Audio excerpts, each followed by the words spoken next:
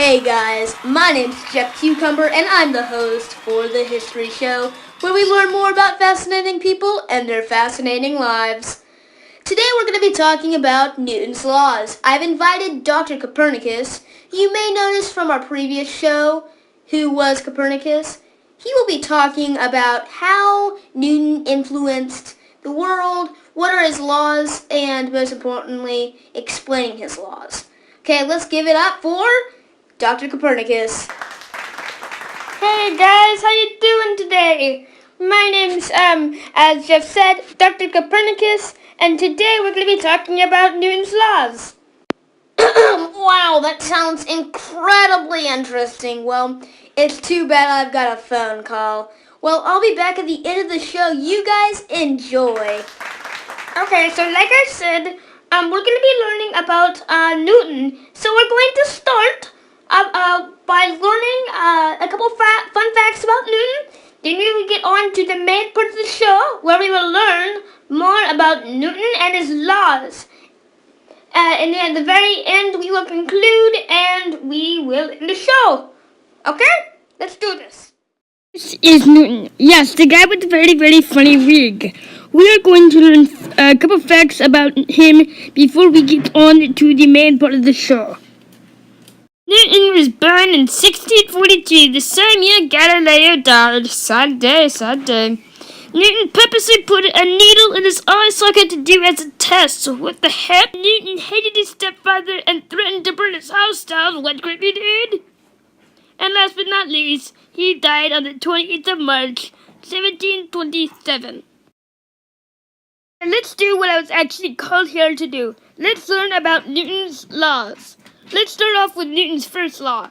An object at rest stays at rest, or if in motion, remains in motion, at a constant velocity, unless acted upon by a net external force.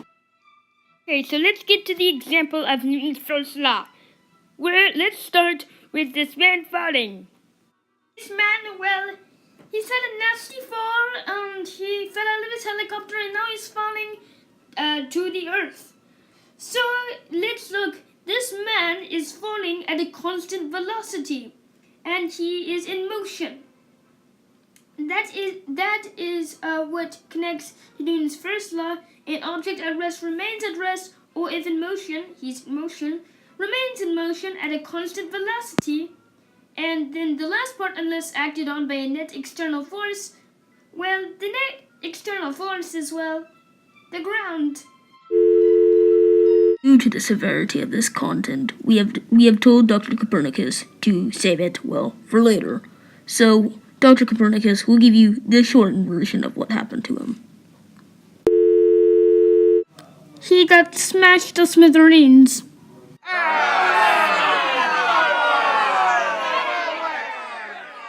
Let's now move on to Newton's second law of motion.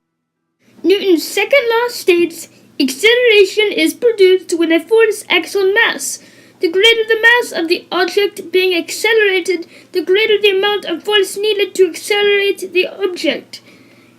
Let's look at this cartoon character pushing this cartoon child and this cartoon man. Let's say the cartoon man would push the child. The child would start swinging. But when the cartoon man were to swing the man with the same force he was using to swing the child, the man would not go as high. You can also put it as force equals mass times acceleration. Now let's learn about Newton's third law. Newton's third law states, for every action, there is an equal and opposite reaction. Let's use a cannon, for instance. The cannon, when it fires its projectile, will recoil in the opposite direction, therefore imitating Newton's third law. Like it says in Newton's third law, for every action there is an equal and opposite reaction. Let's look a little more closely at this cannon. You can see the projectile being loaded, and now it is going to be shot out at a high velocity. Now when the projectile is pushed out, the cannon will recoil due to Newton's third law. Because for every action, there is an equal and opposite reaction. And that opposite reaction is the cannon moving in the opposite direction as the projectile. We can still learn from Newton to this day, and we can also use his creative laws to develop more technology that will help us in the future. I'm just gonna say, Newton had a pretty full life. He wrote a bunch of laws and managed to fit in his own personal life while he was at it. So I'm really impressed with Newton. I know, Newton did do a lot in his life, and he still contributes to the world today. We can still learn so much from Newton. Well, I think that's it for today, folks. Hope you enjoyed the show, and make sure to catch our next one, Who is Darth Vader?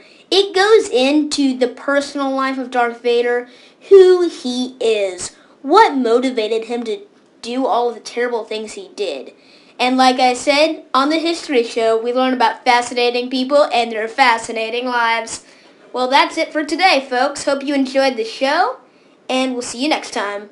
Oh, but before we go, make sure to look at my website, drcopernicusisstillalive.com, where you can learn more about science and about me and how amazing I was.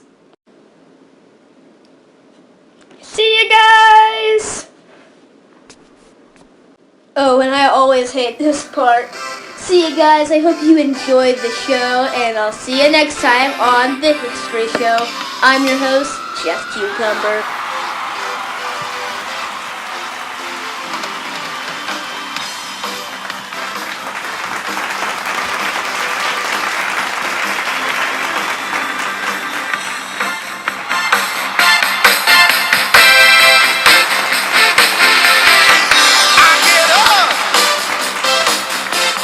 Nothing gets me